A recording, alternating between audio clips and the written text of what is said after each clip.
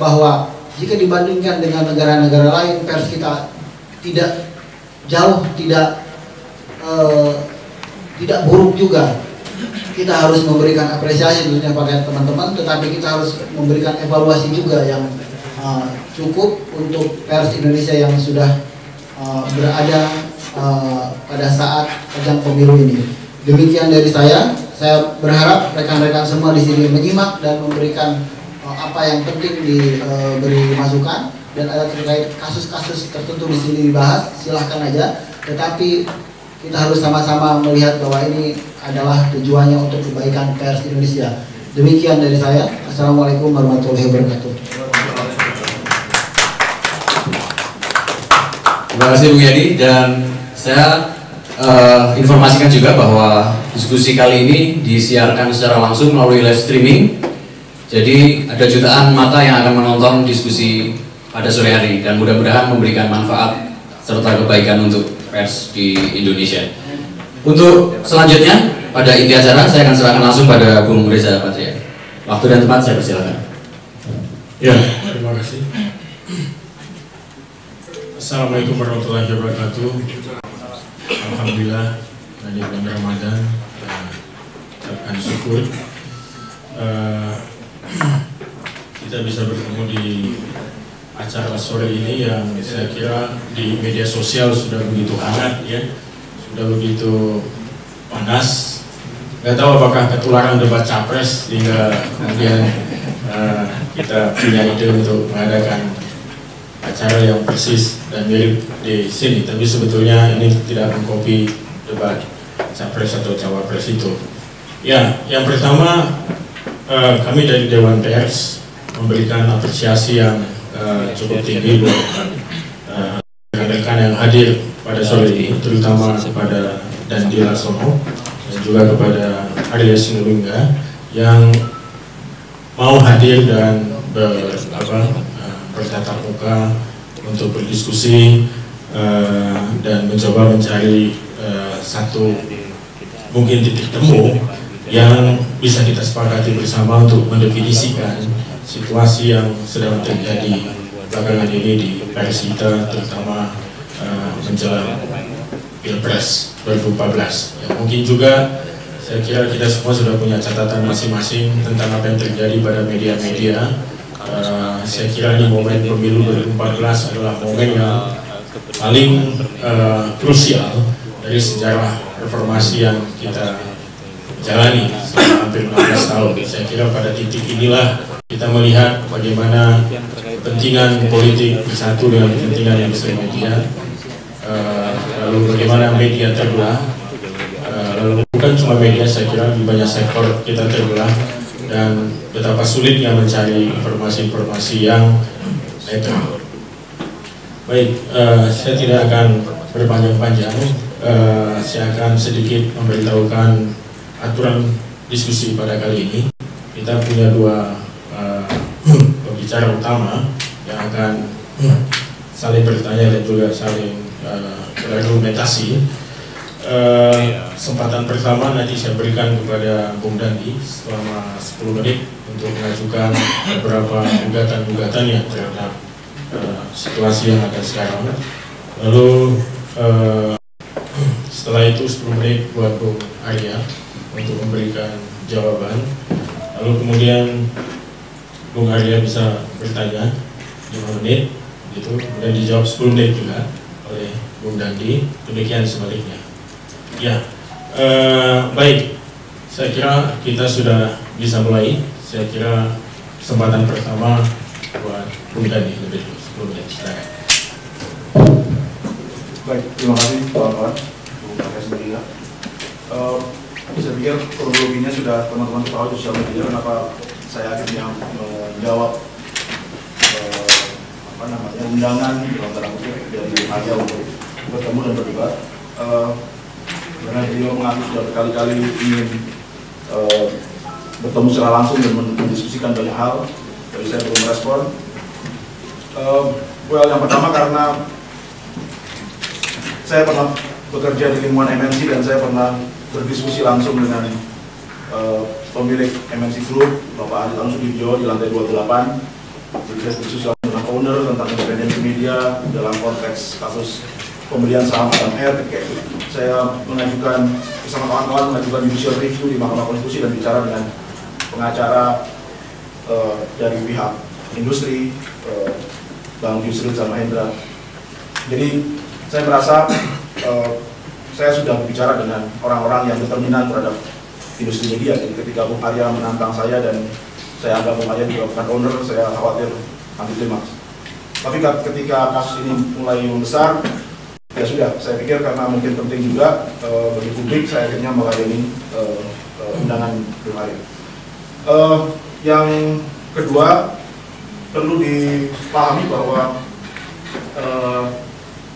saya akan mendeklar potensi-potensi bias atau konflik of interest. Jadi mungkin mohon izin pada moderator kalau boleh memberikan prolog sebelum dihitung waktunya 10 menit, karena 10 menit nanti terkonflik.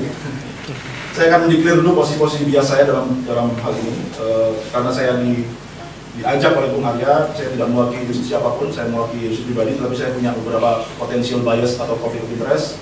Saya pernah bekerja di RCTI selama 3 tahun, mengundurkan diri pada November 2008, disetujui pada Februari 2009.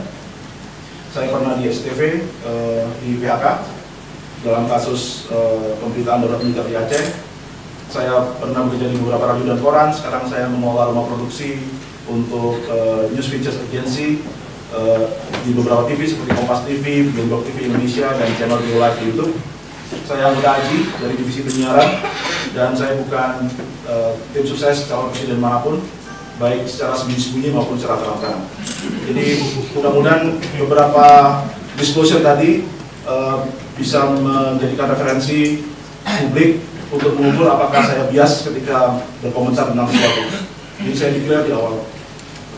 Yang kedua, mengapa saya akhirnya menyanggupi dan apa urusan saya terhadap masalah ini adalah apa yang disampaikan oleh Dewan Pers, yakni seruan Dewan Pers pada bulan Februari tahun 2014 tentang pilihan nonaktif atau mengundurkan diri bagi wartawan yang memutuskan menjadi caleg, calon DPD atau tim sukses. Jadi pada bulan Februari Dewan Pers mengeluarkan seruan ini, dan isinya tegas, dua saja: nonaktif sementara sebagai wartawan atau mengundurkan diri sebagai wartawan. Itu adalah seruan Dewan Pers, dan saya pikir berlaku bagi siapa saja yang mengaku sebagai komunitas pers. Lalu tibalah pada persoalan ini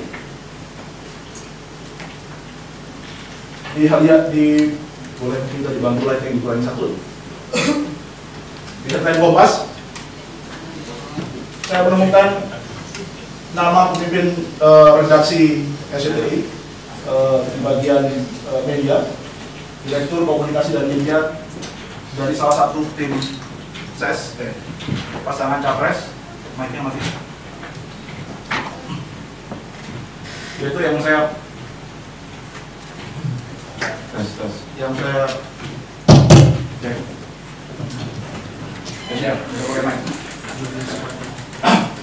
saya kenal sebagai pemimpin redaksi RCTI. Yang menteri pertama kali adalah kawan saya Revolusi Riza Lutfendi. Beliau bekerja di Trans Corporation dan anggota AJI. Jadi saya merespon tweet yang dia mengatakan tim kampanye capres cawapres, any comment?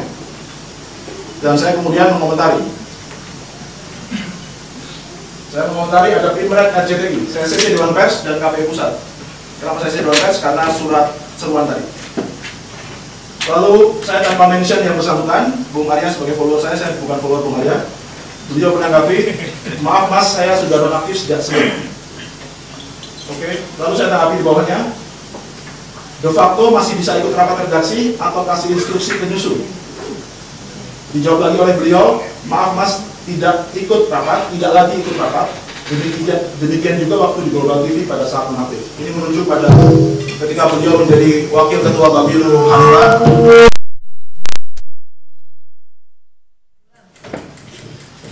Ini merujuk pada ketika beliau menjadi wakil ketua Bapilu Hanura, dan saya lihat beliau masih aktif sebagai pemimpin redaksi di Global TV. Karena itu beliau merujuk pada perdebatan kami beberapa bulan sebelumnya. Lalu saya tanggapi lagi. Thanks reply-nya. Kalau boleh tahu, Anda mondar-mandir dari tim ses ke Pimret, lalu balik lagi, itu penugasan. Itu penugasan, saya tanya. Beliau menjawab, tidak ada penugasan urusan politik. Semua bebas-bebas saja. Masa politik ditugaskan? Itu jawaban beliau. Lalu terakhir, komunikasi terakhir, saya respon, appreciate, mantap. Harusnya saya ngomong, karena suara saya beda sama suara Anda. Oh baik, mantap, berarti cuti tanpa gaji, saya kasih tanda tanya. Beliau jawab, jelas dong nggak digaji kalau non aktif. Saya anggap clear, jadi saya tidak mengejar lagi, karena saya pikir saya bisa rely on his statement. Maka kemudian, ketika saya mendengar kasus dimuat oleh Koran Tempo, telah terjadinya pemberian sanksi SP3 kepada saudara Raymond Rondonubu, saya merasa lagi-lagi institusi pers kita dipecundangi. Lagi-lagi ada penginjak-injakan terhadap wibawa pers dan apa yang kita jaga selama ini sebagai independensi. Karena saya berpikir ini sudah kesekian kalinya, saya putuskan untuk involve. Tapi sebelumnya saya pastikan dulu kepada kawan-kawan, apakah Bung Raymond Rondonubu adalah partisan atau tim ses pasangan yang lain.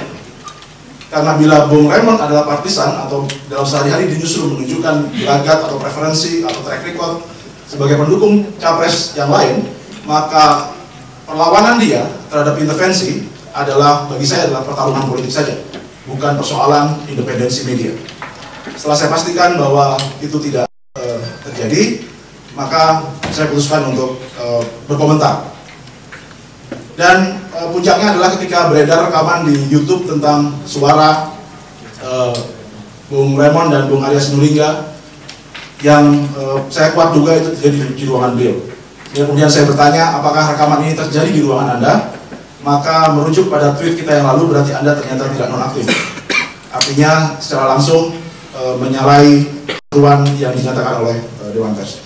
Saya pikir itu prolog mengapa sampai akhirnya saya bersedia duduk di sini. Itu dulu, Bung. Mungkin Bung Arya tadi mau menambahkan prolog juga.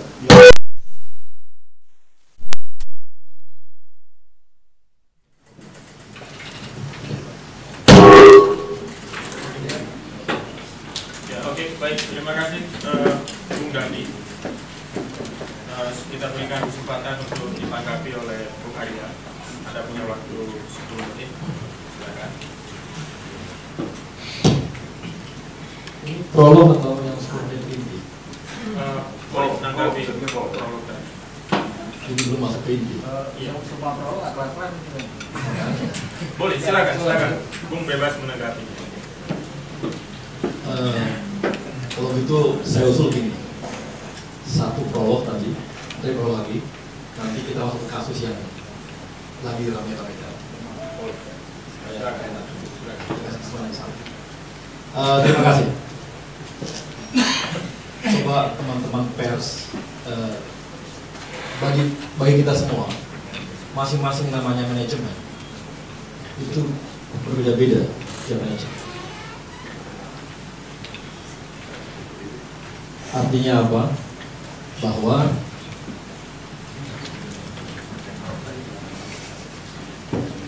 saya malah jauh-jauh hari sudah nonaktif. Pada saat saya di Global TV, belum ada seruan Dewan Pers, saya sudah nonaktif. Ketika saya di wakil ketua Global TV, malah jauh. Saya nonaktif itu sekitar bulan Juni 2013, ketika saya pemret di Global TV. Jadi seruan Dewan Pers bulan Januari 2014 ya. Saya telah melakukannya bulan Juni 2013.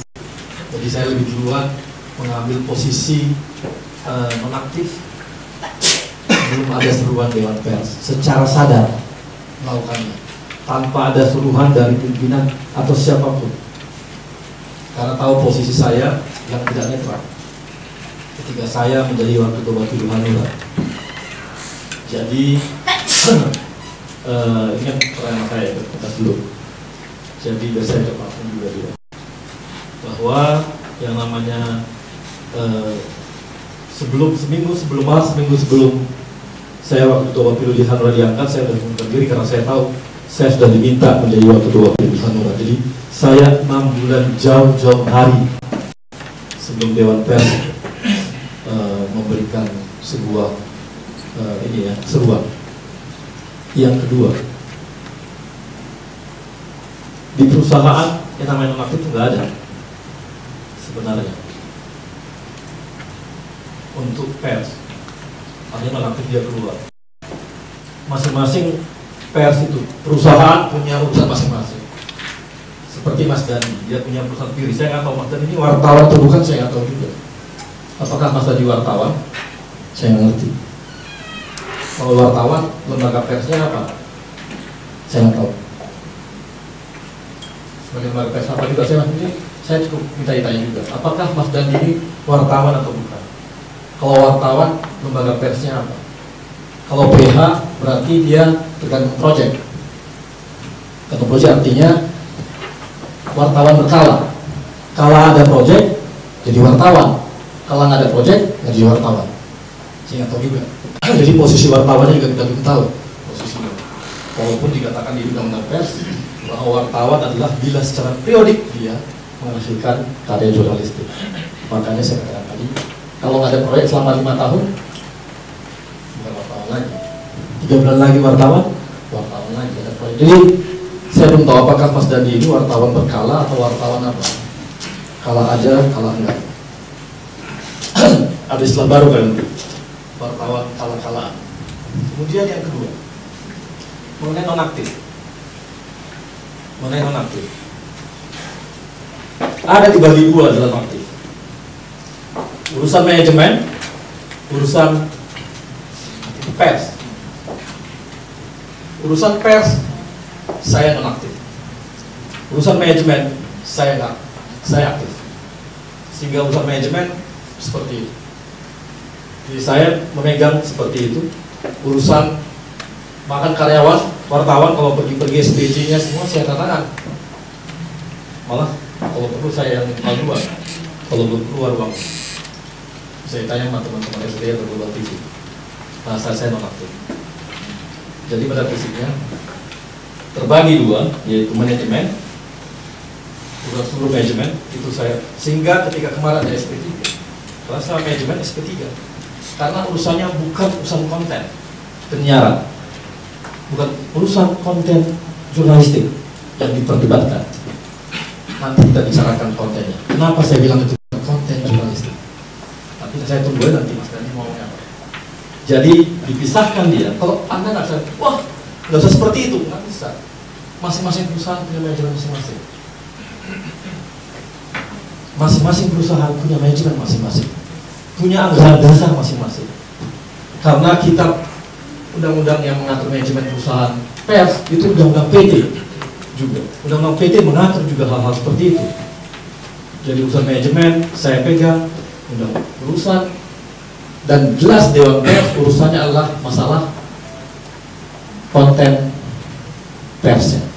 Sehingga saya tidak pernah campur di konten pers. Tapi urusan manajemen itu urusan saya. Itu untuk menjawab tadi juga. Dan juga jelas saya ini clear. Saya kalau tim sukses please. Karena saya mau kejujuran saja. Ngomong nggak tim sukses, tapi tim sukses. Lebih berbahaya seperti itu. Pers yang tim sukses tapi nggak ngomong. Atau lebih jauh lagi, kan kita bisa lihat dari kan orang pers sekarang pada umumnya adalah pengguna sosial media Twitter. Lihat aja komentar-komentar di dalam.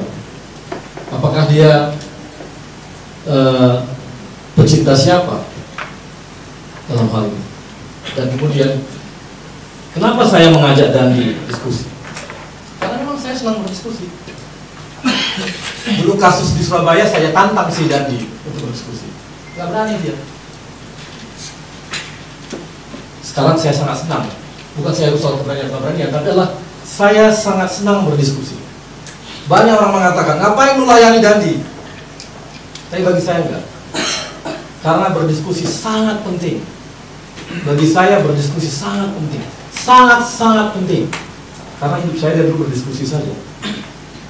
Dan sampai hari ini pun semua juga tahu, saya selalu berdiskusi dengan wartawan saya, baik level pimpinan manajemen sampai reporter. Setiap minggu berdiskusi mengenai politik, apa saja yang didiskusi. Karena memang terbiasa untuk membangun ruang diskusi. Jadi hari ini di Dewan Pers, ini adalah niat saya untuk berdiskusi, tidak berdebat yang membuat jadi sesuatu nggak jelas di sosial media yang kadang-kadang ada yang hilang dari berdiskusinya. Kalau di sini kita bisa berdiskusi kan enak, kita bisa gamblangkan bagaimana wajah orangnya kelihatan, kan enak, kita lebih santai, lebih slow lah. Makanya saya katakan saya ingin berdiskusi, sehingga saya minta di Dewan Pers supaya enak. Saya minta IJTI karena IJTI adalah organisasi jurnalis televisi. Kemudian juga saya minta Nezar supaya enak semua di anggota Dewan Pers juga. Saya rasa itu aja. Terima kasih. Ya, terima kasih Bung Arya. Saya kira meskipun buka puasa masih 2,5 jam lagi, tapi senyum jangan hilang gitu loh. Ini tegang sekali. Gitu. Mari kita beri tepuk tangan dulu buat. Ya, terima kasih. Saya kira kita sudah mendengarkan 2 prolog tadi dari masing-masing pembicara kita pada sore ini. Saya kira sekarang kita masuk ke poinnya. Mungkin Dandi bisa merespon, bisa juga menjawab beberapa hal tadi yang di prolog untuk klarifikasi, dan silakan 10 menit. Baik, saya kira saya tidak perlu mengklarifikasi lagi karena prolog sudah prolog. Saya hanya ingin menyerahkan saja kepada, karena ini forumnya juga di Dewan Pers, ada kawan-kawan Dewan Pers yang mengetahui zeitgeist atau semangat ketika seruan itu disampaikan. Jadi saya pikir saya cukup menyerahkan kembali kepada kawan-kawan Dewan Pers apakah tafsir saya terhadap seruan yang sudah sangat clear, nonaktif sementara sebagai wartawan atau mengundurkan diri tadi sudah dijawab oleh Bung Arya. Yang kedua soal klaim bahwa di Global TV dulu sudah nonaktif juga jauh sebelum seruan Dewan Pers. Saya pikir saya nanti akan jawab saja di sosial media. Saya punya semua screenshot, credit title, struktur perusahaan yang masih berlaku dan segala macam pada tanggal di mana beliau menyatakan seminggu sebelum itu, jauh setelah beliau menjadi Bapilu masih aktif sebagai pemimpin redaksi. Tapi karena ini bukan forum untuk pembuktian itu, saya pikir saya akan simpan saja semua list ini dan saya akan sampaikan nanti secara terbuka kepada kawan-kawan bila ingin membutuhkan. Baik, kita masuk kepada substansi saya pikir tentang pemberitaan dugaan bocornya soal pertanyaan kepada dalam debat capres yang ini mengakibatkan seorang jurnalis yang mempertanyakan sumber berita itu kemudian diancam dipolisikan dalam rekaman YouTube itu dan juga dikenai sanksi SP3 oleh saudara Arya. Mari kita mulai dengan dari mana datangnya informasi atau newspack, karena ini sangat penting dalam redaksi dan bagi jurnalis ini adalah kredibilitas dalam mencari sumber informasi. Yang pertama adalah Ketua Federasi Serikat Pekerja BUMN 1 yang juga Ketua DPP Gerindra, Saudara Arif Puyono, yang menyebar broadcast message pada hari Minggu tanggal 8, ya, dan itu isinya adalah tentang ada sebuah pertemuan antara Trimedia Panjaitan dan Budi Gunawan di sebuah restoran pada hari Sabtu tanggal 7 jam 10. Lalu yang pertama kali dalam penelusuran saya nanti bisa dibantah oleh versi yang lain. Media yang pertama kali mengangkat ini adalah Tribun News, langsung pada malam harinya jam 9.52, yaitu dengan judul Petinggi Polri Kepergok bertemu tim ses Jokowi di Sate Senayan Menteng. Tetapi dalam berita ini, ketika ditanya oleh jurnalis, Bung Arif Puyono yang notabene Ketua DPP Gerindra mengatakan tidak tahu menahu apa isi dari pertemuan antara petinggi Polri dan tim ses Jokowi JK bersama seorang Taipan tersebut. Jarak antara ia duduk dengan orang-orang tersebut katanya cukup jauh. Ini yang kutipan dari Arief Poyono yang kemudian menjadi figur center figur dalam pemberitaan ini pada hari-hari ke depan. Lalu masih dari kenapa saya telusuri Tribun News, karena Tribun News lah yang nanti akan saya tunjukkan digunakan oleh SCTI sebagai referensi berita dan juga diambil fotonya untuk ditayangkan di seputar Indonesia. Lalu pada malam harinya disusul berita kedua, ini dia foto pertemuan tim ses Jokowi JK dan petinggi Polri. Jadi Tribun News menunjukkan angle beritanya sama, pertemuan Trimedia dan Budi Gunawan, sama sekali tidak menyebut soal KPU membocorkan soal debat capres, sama sekali tidak menyebut nama Hadar Gumai. Itu posisi pada hari Minggu tanggal 8 Juni 2014. Ini berita pertama. Ini berita kedua, sudah ada fotonya. Maka pertanyaan pada 8 Juni yang layak saya ajukan, dan mungkin Bung Arya bisa mencatat atau mengingatnya. Adakah jurnalis SCTI yang menerima broadcast message dari Arief Poyono? Karena ini penting, ini terkait dengan tangan pertama dan ini terkait dengan informasi awal dalam ruang redaksi. Siapa yang mendapatkan broadcast message itu? Saya percaya antara jurnalis dan narasumber punya linkage. Kalau Anda lama liputan di TNI, Anda punya kontak orang TNI. Kalau Anda lama liputan di kesehatan, Anda akan punya banyak kontak orang kesehatan. Kalau Anda lama bergaul dengan lingkaran Bung Arief Poyono, Anda akan mendapatkan broadcast dari beliau. Jadi siapa? Yang berikutnya, apakah materi ini, informasi awal ini, dibawa ke rapat redaksi dan dipresentasikan atau dibahas? Karena kalau kita mau audit, ada di salah rapat. Apakah setelah menerima itu, adakah agenda memplotting reporter untuk memfollow up broadcast message tadi? Ini terkait dengan news gathering dan logbook dalam news gathering. Senin 9 Juni 2014. Untuk pertama kalinya SCTI menayangkan berita ini di program Sindu Siang, mengambil foto dan informasi dari Tribun News tadi yang 8 Juni. Dengan angle Arief Poyono akan laporkan Budi Gunawan ke Kapolri. Angle-nya tidak sama sekali menyebut soal bocor-bocoran debat capres. Tribun News pada sore harinya menurunkan lagi berita. Siapa taipan yang hadir di pertemuan Trimedia dan Komjen Budi Gunawan? Angle membocor soal debat, mulai nama Hadar Gumai belum muncul. Ya, jadi masih nama Hadar Gumai belum muncul. Debat capres putaran pertama terjadi malam jam 20. Arief Poyono melapor ke Bawaslu tentang Trimedia. Jadi laporan disampaikan 9 Juni. Ini mungkin yang nanti akan disebut oleh Bung Arya sebagai newspek. Oleh newspek. Tapi kita akan lihat, ini apakah newspek yang benar? Arief Poyono melapor ke Bawaslu tentang Trimedia dan Budi Gunawan, bukan melaporkan anggota KPU Hadar Nafis Gumai. Sumbernya adalah pernyataan Nelson Simanjuntak yang dimuat di Pos 11 Juni 2014. Lalu Arief Poyono juga melapor ke Mabes Polri, dan ini pertama kali dimuat oleh a1news.com, yang nanti kita akan lihat apa keterkaitan dengan semua ini. Terakhir adalah tim advokasi Prabowo Hatta juga melapor dan dimuat oleh Viva News.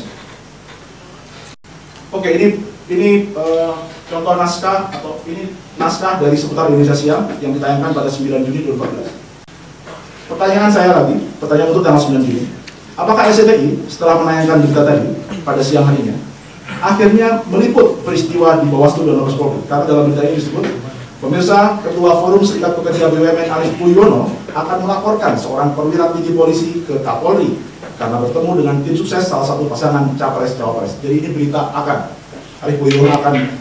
Maka pertanyaan saya adalah, apakah news gathering SCTI pada hari itu benar-benar di-assign untuk ke Mabes Polri dan Bawaslu? Dan kalau bisa ditunjukkan bukti listingnya dari news gathering ini. Yang kedua, bila benar meliput, apa angle-nya? Story tentang Polri yang tidak netral atau pembocoran pertanyaan debat? Ini terkait dengan bagaimana nanti rapat dalam news production, juga ada logbooknya, saya pikir ada notulensinya. Lalu berganti hari menjadi Selasa 10 Juni 2014. Berita pertama kali dengan angle pembocoran soal debat capres dilansir A1 News pada pukul 17.25. Inilah pertama kali nama Hadar Gumai disebut oleh media.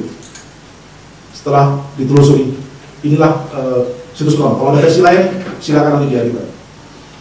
Dengan judul Pertemuan Gumai, Budi dan Trimedia terkait debat capres, tanda tanya. Dengan tanda tanya. Itu pada posisi sore hari. Jadi Tribun, semua media Viva News yang mengangkat sebelum tanggal 10 ini hanya pada angle Budi Gunawan dan Trimedia, belum menyebut Hadar Gumai. Lalu sekitar jam 11 malam ditweet oleh akun Trio Macan 2000. Nama Hadar disebut, ini saya kutipkan. Namun akhirnya publik tahu ada informasi dari pejabat KPU yang melaporkan ke media massa bahwa agenda pertemuan itu terkait debat capres. Jadi media massa, kita pasti membayangkan banyak. Padahal pada hari itu, jam itu, baru Asa News yang punya informasinya.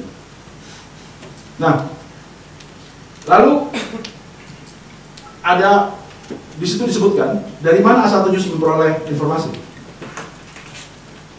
Pertemuan itu untuk menyampaikan bocoran materi debat capres, khususnya yang akan ditanyakan kepada Pak Jokowi. Seorang pejabat KPU Pusat melalui telepon kepada asatunews.com Selasa sore. Tidak ada semua media yang punya informasi ini. Hanya Asa News yang mengaku ditelepon oleh seseorang yang mengaku pejabat KPU dan mengatakan Hadar Gumai membocorkan soal kepada tim ses Jokowi, yakni Trimedia Panjaitan. Saya tulis di sini ada relasi admin Trio Macan dengan pemimpin redaksi Asa News, yaitu Raden Nuh. Lalu siapa sumber anonim Asa News sebenarnya? Jawaban saya benar-benar anonim. Sampai media sendiri mengaku tidak tahu. Jadi redaktur pelaksana Purwadi Junaidi mengatakan ada seseorang menelepon mengaku pejabat KPU. Dimuat di koran Tempo 25 Juni, ditelusuri oleh saudara Wayan, jurnalis yang memuat kasus ini. Tapi oleh Asa News tetap ditulis, pejabat KPU Pusat yang meminta identitasnya dirahasiakan itu menjelaskan. Kalimat ini menyeratkan, ya siapapun yang meneliti jurnalisme. Saya sebagai jurnalis tahu narasumber anonim saya, tapi saya tidak menyebutkannya kepada publik karena saya punya hak tor. Itu yang terjadi. Tapi yang terjadi pada Asa News, bahkan redaktur pelaksananya sendiri mengaku tidak tahu siapakah orang yang menelpon itu. Lalu dia mengatakan pejabat KPU Pusat yang meminta identitasnya dirahasiakan. Dia aja nggak tahu identitasnya. Bagaimana dia akan merahasiakan? Itu yang terjadi pada berita Asa News. Inilah yang kemudian dirujuk oleh semua media. Ini beritanya Asa News yang pertama itu. Ini ada tweet chip story dari tweetnya Trio Macan, dan ini adalah sumber dari Asa News. Ada Raden Nuh di sini. Lalu pertanyaan tanggal 10 Juni untuk SCTI adalah, apa agenda news gathering SCTI terhadap kasus Trimedia dan Budi Gunawan, netralitas Polri? Masih diploting nggak? Story. Adakah yang memfollow up ke Arief Poyuwono? Adakah yang memfollow up ke Bawaslu? Adakah yang memfollow up ke Trimedia dan Budi Gunawan? Agenda SCTI ini terkait dengan bagaimana redaksi SCTI menyusun agenda SCTI. Karena kita akan lihat nanti, berita ini diulang sehari 3 kali di random. Bagaimana mungkin sebuah berita dengan yang ditakar memiliki news value sebanyak itu tidak diikuti oleh pasukan gathering yang bergerak. Lalu sampai Selasa 10 Juni patut diduga redaksi SCTI masih blank dengan isu pembocoran soal debat dan tidak punya bahan apapun. Ini dugaan saya, ini dakwaan saya, silakan nanti dibantah. Tidak punya bahan apapun untuk memberitakan seperti Asa News. Karena bahkan Tribun yang leader pada isu ini juga tidak punya cerita tentang pejabat KPU yang menelpon memberikan informasi. Rabu 11 Juni 2014, situs-situs lain mulai memberitakan. Ada PKS Piungan, Arahma, dan inilah PKS Piungan bahkan tanggal 10-nya. Dengan konten yang sama, materi debat capres bocor. Bahkan inilah.com menulis materi debat capres bocor, contoh dulu kejujuran. Ditulis dalam bentuk opini oleh saudara Darmawan Spriosa yang sekarang tersangkut tabloid Obor Rakyat. Disinilah kemudian seputar Indonesia Sore muncul pada 11 Juni 2014, menurunkan berita dengan judul dugaan materi pembocoran debat capres. Anggota Hadar Gumai kemudian membantah kepada pers di Hotel Oria, Hotel Oria dengan markas kawan-kawan di MNC, kira-kira jaraknya hanya sekitar 200 meter. Lalu seputar Indonesia Malam menurunkan kembali berita yang sama tanpa update bantahan dari Hadar. Inilah yang kemudian dipersoalkan oleh Bung Raymond Bonanung, orang yang ada di sini, Bung Raymond. Nanti kalau misalnya ada hal yang berkaitan perlu beliau konfirmasi, silakan. Tapi intinya berita inilah yang kemudian dipersoalkan dan diulang lagi di seputar Indonesia Pagi 12 Juni. Nanti kita akan bedah beritanya. Yang saya mau tunjukkan adalah redaksi SCTI sangat menganggap tinggi news value nilai berita ini sehingga muncul 3 kali dalam 3 random. Tetapi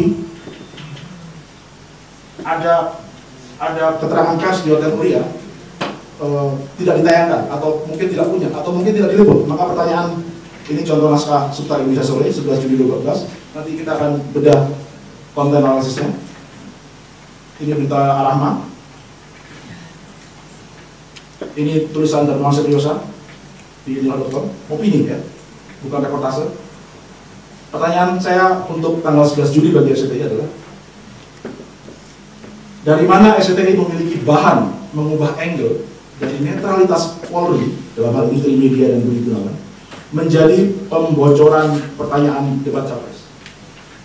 Jadi pertama SCTI mengikuti story ini dengan angle netralitas Polri, hanya urusan Budi Gunawan ketemu Trimedia. Bahkan dalam foto Budi Gunawan dan Trimedia tidak muncul sama sekali sosok Hadar Gumai. Jadi dari pertanyaan saya, dari mana SCTI punya bahan mengubah angle dari netralitas Polri, angle pemberitaan 9 Juni, menjadi pembocoran pertanyaan debat capres, angle pada tayangan 11 Juni. Karena untuk angle netralitas Polri saja hanya mengutip Tribun News.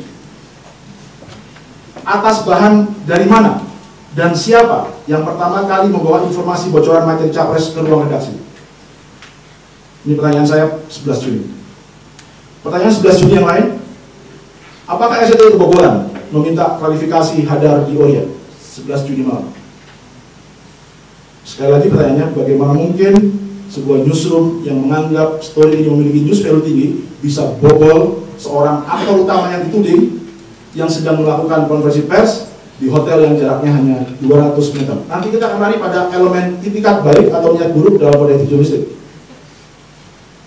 Siapa yang ditugaskan mengejar dan menempel Hadar Gumai? Kalau saya sebagai kepala peliputan, saya akan assign satu orang untuk menempel Hadar Gumai dari mulai toilet, pintu mobil, sampai KPU, misalnya. Jadi pertanyaan saya adalah siapa? Mudah-mudahan bisa ditunjukkan logbook plottingnya dan agenda settingnya. Mengapa usaha ini tidak tercermin dalam berita yang diulang 2 kali pada malam dan pagi hari ini? Jadi ada 12 jam sejak SCTI mengikuti story Asal News yang kemudian tidak di-follow lagi selama 12 jam tanpa update dengan angle yang sama, yakni seolah-olah ada kebocoran tanpa indikasi apapun. Baik. Lalu adakah newspack pembocoran soal di Bawaslu dan Mabes Polri sendiri? Ya, Bung Arya pernah mengatakan orang melapor ada laporannya di Bawaslu itu newspack atau bukan? Saya jawab sekarang. Itu newspack atau bukan? Sekarang saya jawab. 1. Laporan Arief Puyono ke Bawaslu tanggal 9 Juni bukan tentang tuduhan pembocoran soal debat. 2. Laporan tim advokasi Habibur Rahman dan kawan-kawan ke Bawaslu pada tanggal yang sama juga bukan tentang pembocoran soal debat. Semua tentang netralitas Polri. 3. Laporan Arief Puyono Mabes Polri 9 Juni apalagi? Nah, setelah 9 Juni ada 3 peristiwa, muncul A1 News tanggal 10 Juni. SCTI posisinya di sini. Jadi setelah peristiwa ini yang disebut newspack tadi, yang saya duga tidak punya liputannya karena gambarnya hanya mengambil Tribun News, lalu dia muncul di sini tanggal 11-nya. Setelah ini semua, setelah ramai, nanti kita akan lihat konten analisis pilihan kata apa yang dipakai oleh SCTI untuk berlindung di balik sumbernya yang nggak jelas ini. Dia menggunakan pilihan kata menjadi polemik di masyarakat, setelah ramai diberitakan media, pilihan-pilihan kata yang samar secara jurnalistik untuk diverifikasi orang. Terakhir, sampai Kamis 12 Juni, Bawaslu tidak pernah menerima laporan secara formal dari siapapun terkait KPU Hadar Gumai. Jadi satu-satunya laporan dimasukkan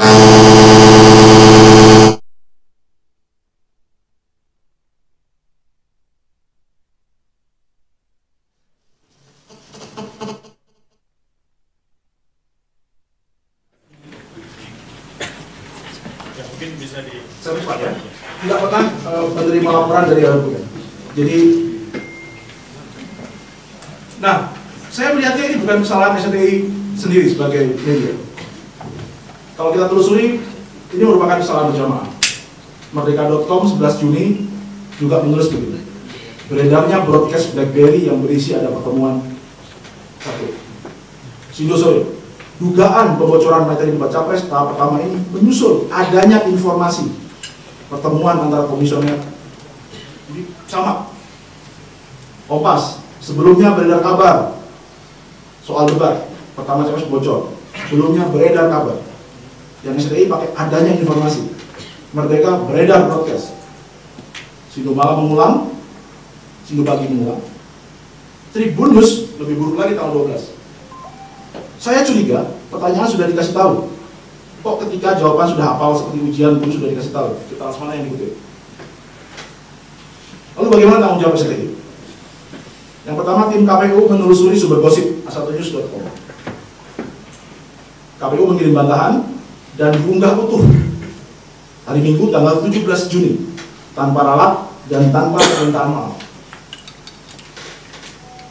Berita aslinya tidak diberi keterangan telah didelap dan dibubuhi link ke klarifikasi KPU. Jadi kalau Anda klik berita aslinya yang 10 Juni jam 5 sore, itu tidak ada link yang menunjukkan bahwa berita ini sudah diralat, sudah false secara jurnalistik. Padahal itu diatur dalam pedoman media cyber oleh Dewan Pers. Terakhir, pertanyaan saya, bagaimana SCTI mengakhiri berita gosip tentang kebocoran soal ini? Apa soft landing atau hard landing yang dilakukan newsroom SCTI untuk ikut bertanggung jawab terhadap berita bohong-bohongan ini? Ini tuduhan saya. Pelanggaran kode etik pasal 1, wartawan Indonesia menghasilkan berita yang independen,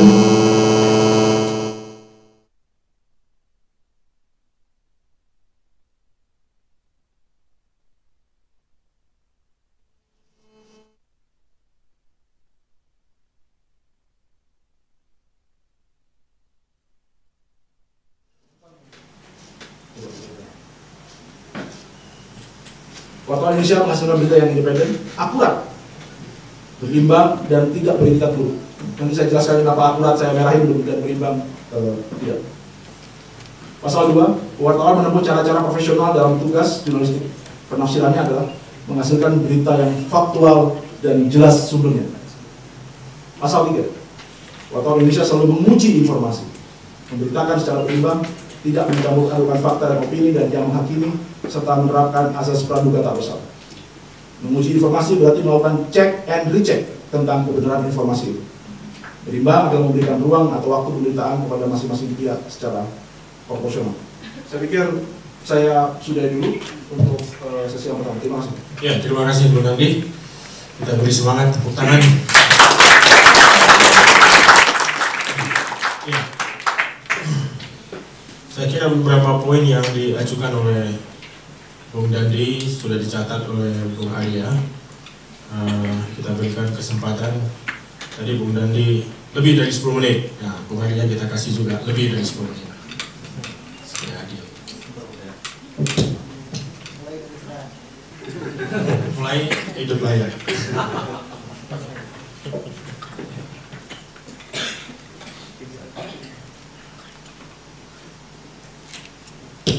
Tadi pelajaran sebentar mengenai bagaimana mengambil berita di Dewan Pers oleh Bung Dandi Laksono.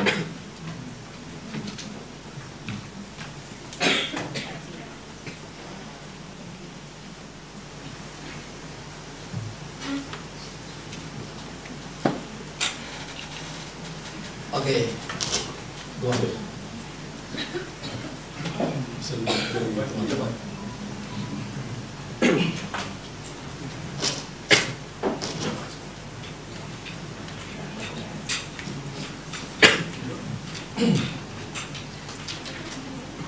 Sebenarnya saya tidak berhak untuk bicara mengenai newsroomnya SCTI karena saya mewakili sebenarnya. Tapi karena ini sudah jadi perdebatan dan mulai tuduhan ke saya juga, mau tidak mau saya terpaksa meminta teman-teman dari SCTI juga untuk ikutan dalam membantu saya untuk memberikan data-data ini. Karena saya sama sekali tidak mengerti apa yang terjadi dalam kemarin.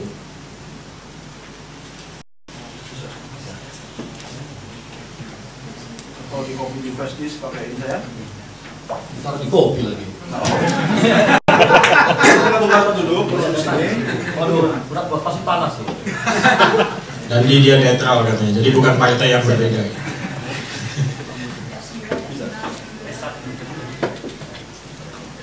Ganti masuk pakai laptopnya nggak kompetitif. laptopnya ada laptop yang lain. Tapi Ada laptop yang lain. bahannya Copy dulu.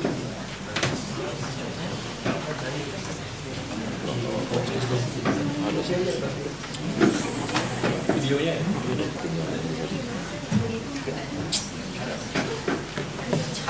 Nggak ada. Ini kantong. Udah disuruh di kantong. Itu nyambung tuh. Belum hangat enggak gitu. Ya, waktunya habis. Ya, sekarang dari nyata. Kok rame? Ada Riko.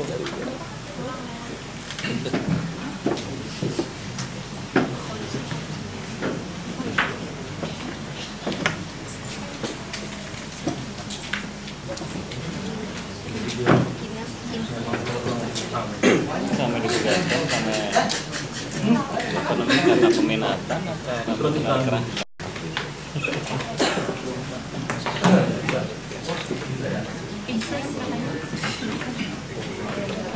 hiburin lumayan.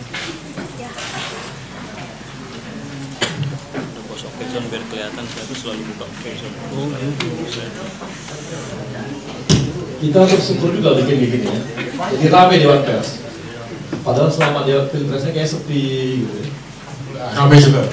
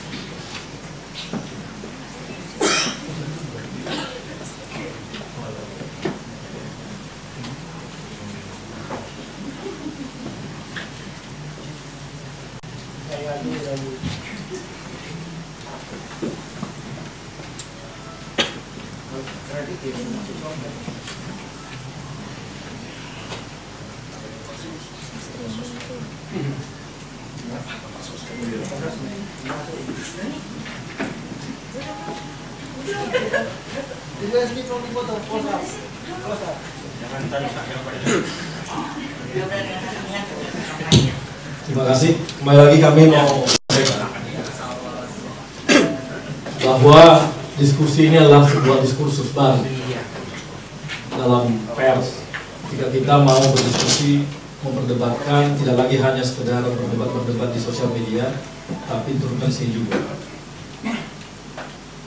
Kami berharap ini jadi sebuah diskusi baru bagi kita semua pers, teman-teman pers, bahwa diskusi kita layak diperdebatkan.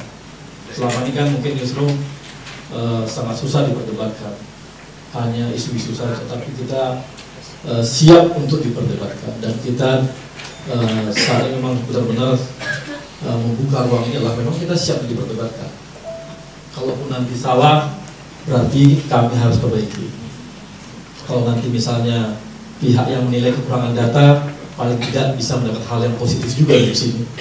Jadi kami harapkan ini hal yang baik bagi kita semua. Baik, judulnya Demokrasi Newsroom dan Berita Sekuritas Jurnalistik. Saya mau bikin kronologis dulu, biar teman-teman tahu juga posisi semua, supaya teman-teman jangan salah tangkap. Karena di sosial media banyak berkembang, ada YouTube saya ngomong dan sebagainya. Teman saya yang dengar itu, waduh, kurang galak seharusnya kamu gitu. Saya kan misalnya galak aja, suara saya keras banget, orang Batak ya. Orang Batak itu ya begitu suaranya. Sehingga banyak yang tidak diketahui publik, nggak terungkap di publik karena hanya dari satu pihak. Sekedar prolog juga bos, bahwa dulu kemarin tuh ada di Tempo, saya bisa ngomong juga. Nanti saya jawab sekarang tak di ingat juga. Tempo itu meminta saya wawancara lewat telepon. Saya ada buktinya, namanya Wayan, wartawan Tempo sampai hari ini saya catat betul. Dia minta dia wawancara saya mengenai hal ini. Tolong diberitahu juga, gitu yang pas tolong dapat juga, ini bagian dari saya untuk memberikan laporan juga. Tempo itu minta saya wawancara. Saya bilang sama Tempo, apa saya sama Tempo? Saya minta bertemu. Saya nggak tahu apakah Anda wartawan Tempo atau bukan. Namanya Wayan. Dia bilang, saya wartawan Tempo. Saya bilang, saya bukan wartawan Tempo. Silakan cek ke kantor saya. Saya bilang, saya ingin bertemu. Hak saya sebagai narasumber, saya berhak bertemu dengan wartawan. Apakah dia wartawan atau tidak? Dan dia menolak dan marah-marah dengan saya dan mengatakan, akan saya berikan kode etik bahwa kami berhak untuk lewat by phone. Saya bilang silakan. Akhirnya dia SMS saya, dia katakan, Mas, saya bilang, saya minta Anda ketemu sama saya di MNC. Mas, saya bilang apa? Dia SMS saya, Mas, kapan saya bisa ke MNC untuk wawancara Anda? Loh, tadi Anda katakan bahwa saya salah. Saya sebagai narasumber sudah terintimidasi dengan wartawan Tempo namanya Wayan. Karena dia tidak mengatakan bahwa saya salah. Padahal saya sebagai narasumber punya hak. Dan SMS-nya masih ada. Bahwa saya katakan, saya menolak wawancara dari Tempo karena saya panggil untuk bertemu dengan saya. Dan sebagai narasumber, saya punya hak untuk bertemu dengan wartawan. Tidak dia penuhi. Malah justru mengintimidasi saya. Sehingga saya menolak untuk menjawab pertanyaan Tempo. Sampai sekarang masih ada SMS-nya. Enggak, ini harus saya ulang dulu Mas. Karena untuk memperjelas, karena banyak di media banyak. Karena yang menulis cuma dua ini. Yang menulis kasusnya cuma dua, Tempo dan KBR. Jadi cuma kelompok-kelompok itu aja. Sehingga saya perlu perjelaskan. Sehingga mereka bisa. Ini yang nanti teman-teman di Dewan Pers juga bisa. Silakan. SMS-nya. Sehingga saya dan Tempo memelintir bahwa saya minta ketemu, setelah itu saya nggak mau ketemu. Jadi Temponya melintir. Nanti SMS saya sebagai bukti bagaimana Tempo melintir ucapan narasumber. Baik, saya masuk. Kronologis. Tanggal 12 Juni, tanggal 11 Juni 2014 jam 17.30, salah ya, 12 ya, 11. Rapat evaluasi seputar Indonesia sore dan rapat perencanaan seputar Indonesia malam. Ini saya beritahu mengenai newsroom saya, bagaimana newsroomnya kami, teman-teman FD. Yang kedua, tanggal 11 Juni 2014 jam 12.30 ditemukannya tulisan di halaman berita tersebut di rundown Sindo Malam dalam iNews. Surat dan berita terlampir. Kemudian tanggal 11 Juni jam 22 dugaan materi debat capres bocor di Kursi Seluruh Indonesia Malam. Nah, jadi wartawan saya ini namanya Raymond ini, dia membuat sebuah tulisan di iNews. Kalau teman-teman TV mungkin tahu iNews, itu adalah sebuah sistem di mana rundown berita dibuat. Yang mengaksesnya adalah seluruh teman-teman produksi dan korlip yang bisa mengaksesnya. Dan saya pun tidak mengaksesnya. Ya. Kami berdua nggak mengaksesnya. Di ruangan saya nggak bisa mengakses iNews. Yang mengakses adalah teman-teman produksi itu. Jadi saudara Raymond ini membuat tulisan di iNews yang bisa dibaca oleh hanya bisa dibaca oleh teman-teman produksi saja dan korlip. Jadi seputar orang-orang kantor di dalam yang produksi tulisan. Jadi bukan sebuah gugatan kepada pimpinan mengenai keberatan terhadap berita. Itu hanya tulisan protes, tapi protesnya nggak tahu kemana. Apakah itu protes atau sebuah fitnah, saya nggak tahu. Inilah yang diberikan oleh Raymond. Jadi bukan seperti yang dibayangkan orang. Inilah kertas fotokopi, inilah kertas yang mungkin kalau di depan YouTube kalau ada yang saya tunjuk. Ini isinya. Nah ini yang nggak pernah tahu. Ini isinya. Itu isinya ini. Pertama adalah akun Twitter terbaca seperti yang udah jadi acuan tetap RCTI News yang juga bagian dari jaringan sukses Belanda. Kenapa? Karena panik, nggak tahu gimana cara melawan lawan. Kedua, karena ini punya sumber, karena nggak punya sumber yang kredibel. Yang ketiga, karena pimpinannya nggak punya integritas dan bla bla bla bla bla. Inilah berita fitnah, inilah yang dibuat oleh wartawan saya di lingkungan news saya. Dan ini bukan komplain. Dan ini bukanlah gugatan untuk memperjuangkan isinya siaran. Enggak. Kenapa enggak? Di dalam newsroom, seperti kita tahu, bahwa ada namanya proses evaluasi terhadap berita sebelumnya dan budgeting. Saya rasa kita sudah tahu semua. Raymond tidak hadir dalam acara evaluasi seputar Indonesia Sore. Dan Raymond tidak ikut budgeting. Kita tahu semua bahwa namanya perdebatan demokrasi di news itu adalah di ruang evaluasi dan di ruang budgeting. Dan saudara Raymond tidak hadir dalam pertemuan tersebut. Jadi di manakah saudara Raymond itu mau komplain? Gak ada. Dia gak komplain. Tidak ada menyerang komplain. Dia hanya menulis ini yang membaca ini pun hanya pada malam itu. Ini hanya baca adalah kalangan-kalangan produser dan korlit dan IP. Kalau dikatakan bahwa di banyak berita bahwa dia memperjuangkan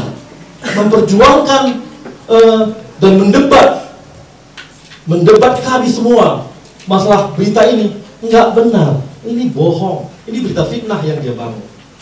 Sehingga saya bukan ini SP3 dia bukan karena berita dia, bukan karena ini berita fitnah dia ini dan hanya di lingkungan iNews ini buatnya. Ini artinya kasarnya apa? Gosip-gosip antara kita, menggosipkan pimpinan dan berita dan fitnah ketahuan di dalam ini. Bisa saja diabaikan. Ini bisa diabaikan. Hal ini bisa diabaikan. Jadi saudara Raymond tidak melakukan yang namanya komplain terhadap berita tersebut di ruang-ruang rapat redaksi. Clear, karena dia tidak hadir. Apakah saudara Raymond hadir juga hari sebelumnya? Tidak hadir juga. 2 hari sebelumnya? Tidak hadir juga. Minggu sebelumnya? Tidak hadir juga. Jadi saudara Raymond ini nggak pernah hadir dalam ruang rapat redaksi. Saya nggak tahu dia di mana. Makanya saya baru 3 bulan dari Pemret RCTI. Anda tahu nggak? Mungkin Anda baca YouTube. Anda siapa? Saya bilang. Karena saya nggak pernah kenal dia. Saya nggak tahu dia ada di mana. Nggak pernah ikut meeting, nggak pernah ikut rapat, tidak pernah ikut diskusi. Saya kalau bikin diskusi 5 jam, 6 jam sehari kalau diskusi bersama teman-teman. Silakan tanya di RCTI. Biasa saya bangun diskusi. Tapi saudara Raymond tidak pernah ada dan saya nggak pernah hadir. Coba cek di YouTube kalau YouTube-nya nggak dipotong. Apa pertanyaan saya pertama? Anda nggak? Saya sama dia kenalan. Halo, apa kabar? Saya nggak kenal Anda. Anda selama ini kemana? Karena nggak pernah hadir. Tidak pernah hadir dalam diskusi-diskusi dan rapat-rapat, nggak ada. Jadi saya nggak kenal. Saya baru kenal dia. Saya baru kenal dia pada saat dia memfitnah ini. Jadi bukanlah dia komplain seperti yang dikatakan pahlawan jurnalistik. Enggak, dia nggak pernah ikut meeting, diskusi dia kagak. Jadi gue bingung juga ini orang dari mana. Saya minta meja saya, yang mana namanya Raymond? Saya nggak pernah lihat dia. Orang nggak pernah nongol. Malam-malam doang nongolnya. Saya ajak meeting sore-sore nggak pernah mau. Nggak muncul. Jadi saudara Raymond tidak pernah ikut dalam diskusi-diskusi yang dibangun oleh newsroom RCTI. Demikian juga untuk mengambil keputusan mengenai berita pada hari. Apakah pemberitaan Indonesia Malam memenuhi yang semua ya, saudara? Tayangan seputar Indonesia Sore tanggal 10 Juli 2014. Disinilah Raymond tidak hadir juga dalam evaluasi. Ada di bawah. Ini adalah laporan ke Bawaslu oleh tim advokasi dari pihak salah satu capres. Di poin bawahnya apa? Selain itu, tim advokasi pelaporan adanya pertemuan komisioner KPU Hadar dengan ketua DPP PDI Perjuangan sebuah metro Jakarta Pusat beberapa hari lalu. Jadi tanggal 10 sore udah diberitakan oleh RCTI adanya termasuk selain bahwa di samping masalah pertemuan dengan Trimedia dan sebagainya, ada juga gugatan terhadap Bawaslu.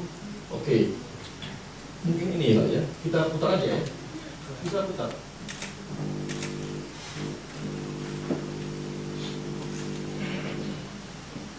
Ada videonya, ada ini ya? Ada speaker? Ini saya punya. Mantap. Sini. Asik juga kalau speaker kan? Internet juga ada. Aduh, itu kalau nggak butuh. Kita beres lagi Dewan Pers ada Pak. Ini Dewan Pers beli ini. JTI.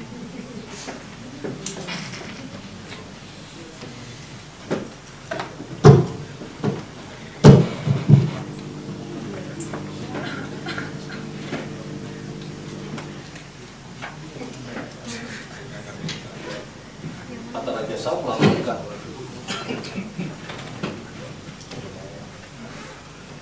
Prabowo Subianto Hatta Rajasa melaporkan KPU ke Badan Pengawas Pemilu karena telah mengubah format debat Capres Cawapres. Dalam laporan yang diserahkan juru bicara tim advokasi Habibur Rahman, KPU diduga mengubah format debat Capres tidak sesuai dengan undang-undang. Dalam pasal 39 ayat 1 nomor 40 2008 tentang pemilihan umum, debat Capres diatur dengan rincian 2 kali debat Cawapres dan 3 kali debat Capres. Namun kali ini KPU menetapkan 2 kali debat antar pasangan, 2 kali debat antar Capres, dan 1 kali debat antar Cawapres. Dan tim advokasi mencurigai perubahan format debat ini merupakan pesanan untuk memberikan keuntungan kepada pihak tertentu. Selain itu, tim advokasi juga melaporkan adanya pertemuan komisioner KPU Hadar Gumai dengan Ketua DPP PDIP Trimedia Panjaitan di sebuah restoran di Jakarta Pusat beberapa hari yang lalu. Tanggal 10 Juni, dan bukan yang tadi Arif-Arifan itu, tapi namanya Habibur Rahman. Habibur Rahman, bukan Arif. Saya rasa Arif sama Arif ini kayaknya ini kenal, kalau ada mungkin kenal tuh. Ada ini nggak ya? Saya pinjam lagi satunya kamu. Ini, saya bawa 2. Kurang 2 lagi. Ini Habibur Rahman namanya. Tadi mana teman saya dari kota-kota tadi? Ada teman saya. Mana dia? J. Ini orang PRD kok nggak tahu nih. Itu Habibur Rahman. Itu ada Pius. Itu Habib bukan? Habib. Bukan Arif. Itu Habib namanya. Setahu saya Habib. Pius tahu itu. Kawan lama lah Habib mah. Mana yang putih, Pak? Yang enggak lah, yang agak hitam lah. Orang PRD mana ada putih-putih. Hanya AA doang yang putih. Oke. Jadi tanggal 10. Dan ini peristiwa. Kapan entah itu?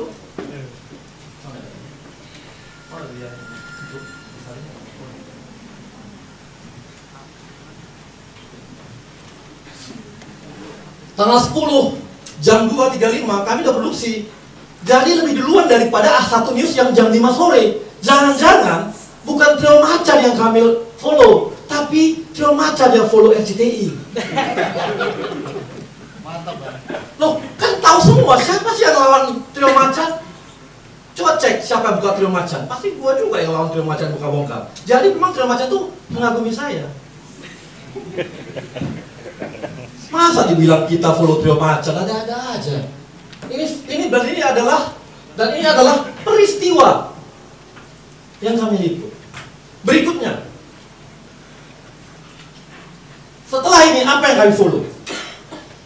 Ini seputar Indonesia Sore kembali menanyakan dugaan bla bla bla bla bla bla. Ada KPU dan Jokowi JK membantah bla bla bla. Saudara Raymond mengatakan kami tidak ada menayangkan atau meliput anggota KPU. Siapa anggota KPU itu? Coba baca di PWJ. Yang PWJ sebar-sebar itu. Siapa itu anggota KPU-nya? Siapa itu anggota tim ses tim sesnya Jokowi-nya? Siapa itu? Bantu lagi dong. Mana? Ya, kita. Dia Bukan.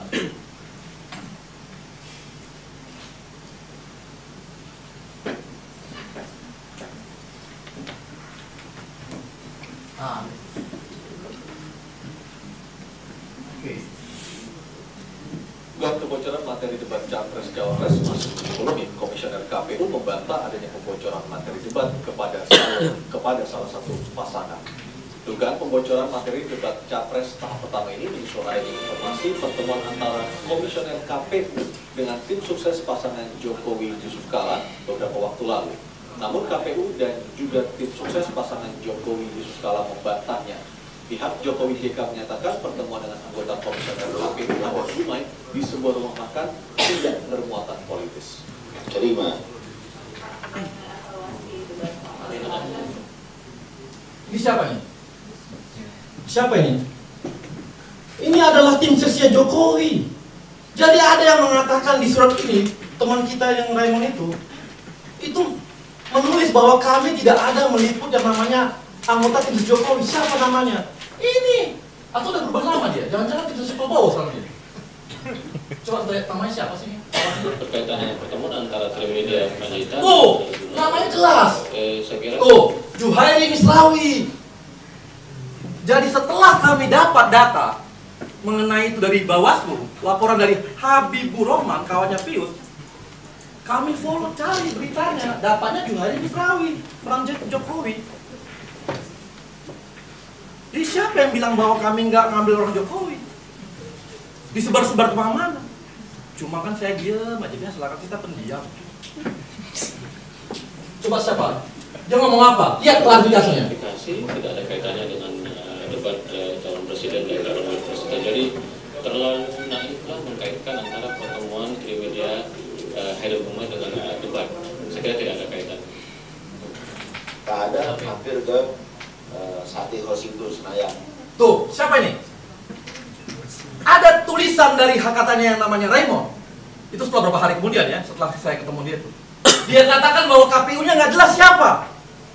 Nggak ada yang sebut namanya. Ini siapa namanya? Atau ada yang kenal nama atau ini siapa? Bukan anggota KPU kali ya. Tapi setahu saya ini anggota KPU. Masih? Masih. Senayan itu. Tuh. Maka belilah dia makanan di situ. Tuh. Nah pas keluar disapa oleh orang. Ayo Pak Hadar, ya masa mau disapa? Maka mungkin itu kan enggak juga. Maka dia sehilu juga. Nah mungkin pas sehilu itu ada yang motret. Tapi tidak ada pembicaraan apa-apa. Dia hanya sehilu terus langsung pulang. Bahkan Pak Hadar pun. Pemirsa. Tuh. Udah. Berarti kami sore hari memberikan ruang bagi tim ses Jokowi dan tim sesnya KPU, tim ses KPU lagi kan inilah kelemahan tim ses ini. Dan KPU untuk kami kasih ruang besar untuk mereka. Apakah kami kasih ruang untuk tim suksesnya Prabowo? Malamnya kita dengarkan malamnya. Dugaan kebocoran materi debat Capres masih menjadi polemik. Komisioner KPU membantah adanya pembocoran materi debat kepada salah satu pihak. Dugaan pembocoran materi debat Capres tahap pertama ini menyusul adanya informasi pertemuan antara Komisioner KPU dengan tim sukses pasangan Jokowi JK beberapa waktu lalu. Namun KPU dan juga tim sukses pasangan Jokowi JK membantah. Pihak Jokowi JK menyatakan pertemuan dengan anggota Komisioner KPU Hadar Gumai disebutkan tidak bermuatan politis. Oke. Jadi kami kasih ruang dua ruang untuk yang namanya klarifikasi. Sementara bagi yang satu lagi kami kasih ruang juga sedikit. Peristiwa ada, oke. Habis itu ada klarifikasi dari tim ses Jokowi, ada. KPU juga ada, Arief Budiman, ada. Semua ada. Makanya saya bilang ini fitnah. Makanya saya bilang saya polisikan karena ini fitnah saya, urusan pribadi saya ini. Jadi kalau selama ini orang nggak tahu isinya apa, nggak tahu isi yang dia kasih apa, nggak pernah dia buka. Dan ini tersebar bukan ke saya loh, tapi tersebar di kalangan kawan-kawannya saja. Kalau memang ke saya, harusnya dia tulis surat ke saya. Dia kan surat terbuka kan setelah ini ketemu saya. Sebelumnya nggak pernah. Jadi apa? Ruang terbuka kita berikan. Saya nggak perlu ngomong teori, itu faktanya. Silakan. Saya rasa itu saja. Terima kasih. Terima kasih. Kita beri aplaus buat ya, saya kira semakin mengerucut diskusinya. Baik, kita berikan kesempatan buat Bung Dandi ya untuk menanggapi uraian yang diberikan oleh Bu Arya tadi 5 menit. Setelah itu ditanggapi oleh Bu Arya 5 menit.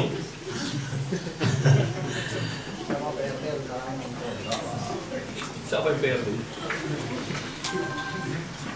Kalau nanti ini videonya sama. Baik. Sahabat saya yang pertama adalah tentang berita 10 Juni di seputar Indonesia dengan newspack pengaduan Habibur Rahman ke Bawaslu.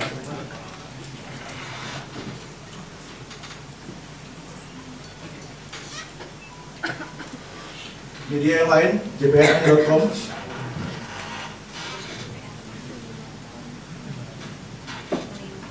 menyebut bahwa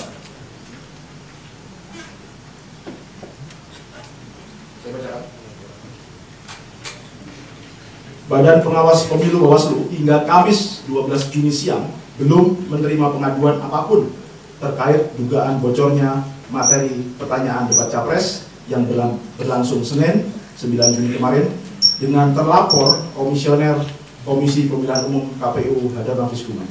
Sumbernya adalah Ketua Bawaslu Muhammad. Yang disebut oleh Bawaslu dalam kutipannya ini adalah Trimedia dilaporkan oleh yang menyaksikan kegiatan tersebut, Pak Hadar, sampai saat ini tidak ada yang melaporkan. Jadi ini pernyataan Ketua Bawaslu sendiri pada tanggal 12 Juni, hari Kamis. Ketika SCTI mengklaim bahwa Habibur Rahman melaporkan hal yang sama, saya pikir Habibur Rahman's statement against Ketua Bawaslu's statement. jpn.com against RCTI. Yang perlu diukur adalah apakah SCTI memiliki kutipan supaya bukan partikular against lembaga formal.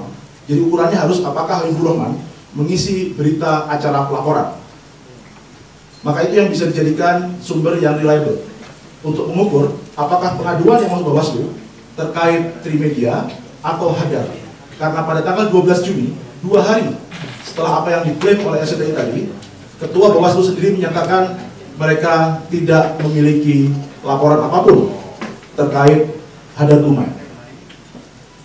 Kalau teman-teman SCTI memiliki bukti lain selain VO, tadi hanya naskah yang dibacakan ya, tidak ada soundbite, tidak ada kutipan Habibur Rahman, tidak ada, biasanya kalau teman-teman dari televisi, nih berita acara pengaduan sudah saya sampaikan ke Bawaslu, tidak ada soundbite atau kutipan dari Bawaslu yang mengatakan bahwa hari ini saya sudah menerima pengaduan saudara Habibur Rahman atau saudara Arief Puyono terkait dengan dugaan pembocoran berita, misalnya itu yang dijadikan rujukan.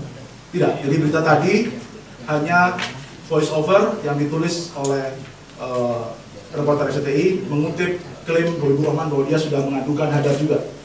Padahal 2 hari setelah itu media yang lain bertanya kepada Ketua Bawaslu dalam berita ini tidak ada pengaduan apapun. Satu-satunya pengaduan yang masuk adalah Trimedia dan Budi Gunawan yang juga tidak di follow up oleh Bawaslu karena indikasinya sumir, hanya 2 lembar foto yang tidak menunjukkan apa-apa.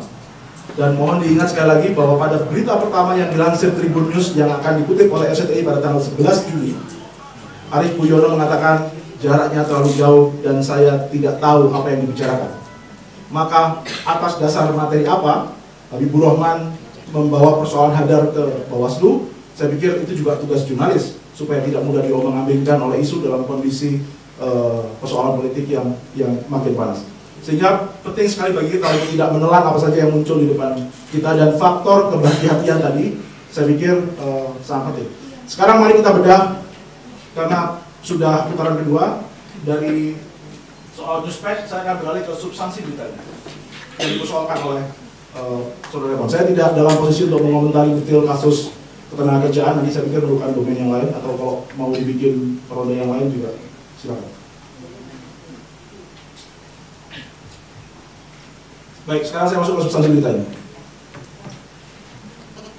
Tadi saya pikir sudah ditunjukkan beritanya. Iya, juga ada salah kan, bukan Arief kan? Nah, itu kan salah. Masih Arief itu, kita nggak pakai Arief kok. Itu enggak. Ini berita Sindusiang tanggal 9 Juni 2014, saya punya naskahnya. Polri. Saya kira kasus debat capres. Sekarang debat capres Sindo sore tanggal 11 Juni yang saya juga punya naskahnya, punya rundownnya. Nggak, harusnya Anda kalau berdebat kita kan itu ya. Oke. Yang itu aja. Makanya ini yang mau saya persoalkan. Ya, Bung Arya biar Bung dan diselesaikan. Nah, ini gue ready aja. Ya, kalau berhasil lucu sih bagus, kalau gagal kan enggak lucu. Ketawa semua. Ketawa karena saya. Karena lihat makan lucu. Bung. Fokus deh. Ya. Sekarang kita baca beritanya, kita bedah kontennya. Dugaan kebocoran, ini dibacakan oleh penyiar. Dugaan kebocoran materi debat capres masih menjadi polemik. Komisioner KPU membantah adanya kebocoran materi debat kepada salah satu pihak. Pertanyaan saya masih sama. Dugaan siapa yang menduga bocoran dan siapa yang menjadikannya polemik. Ini harus terukur secara jurnalistik. Sebab sekali lagi saya merujuk ini statement Kepala Ketua Bawaslu, again statement Habibur Rahman yang oleh SCTI hanya ditulis dalam bentuk naskah tanpa soundbite. Dugaan pembocoran materi debat capres tahap pertama ini menyusul adanya informasi pertemuan antara komisioner KPU dengan tim sukses pasangan Jokowi JK beberapa waktu lalu. Sekali lagi, dugaan pembocoran. Saya masih menuntut apa sumber aslinya. Selain Newspek Habibur Rahman mengadu ke Bawaslu yang dibantah oleh Ketua Bawaslu. Menyusul ada informasi dari mana? Menyusul informasinya siapa? Apa hasil reportase SPI sendiri? Yang pertanyaan dulu. Saya lanjutkan naskahnya. Namun KPU dan juga tim sukses pasangan Jokowi JK membantah. Pihak Jokowi JK menyatakan pertemuan dengan anggota komisioner KPU Hadar Gumai di sebuah rumah makan tidak bermuatan politis. Lalu tadi teman-teman sudah menonton, diputarlah soundbite atau kutipan dari Zuhairi Misrawi dan juga dari Arif Budiman, komisioner KPU. Ini komentar saya yang di sebelah kanan. Space bantahan yang diberikan kepada tertuduh bukan serta-merta bisa disebut cover both side atau fair bila dasar informasinya belum jelas. Saya pikir ini prinsip pertama. So, ini kenapa nggak bisa full ya?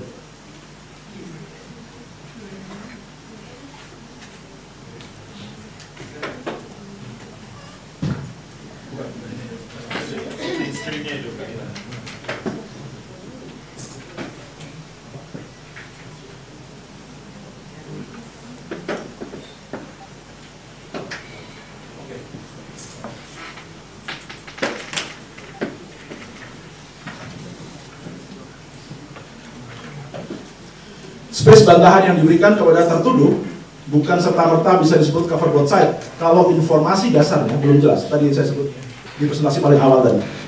Jadi kalau saya sebut Bung Arya Sinulinga misalnya terlibat korupsi hanya dari gosip atau omongan atau di-trigger sesuatu yang tidak bisa saya tunjukkan indikasi-indikasi awalnya, saya bukan berarti fair ketika kemudian mendatangi Bung Arya dan mengatakan, Bung, saya mendengar Anda korupsi. Apa betul?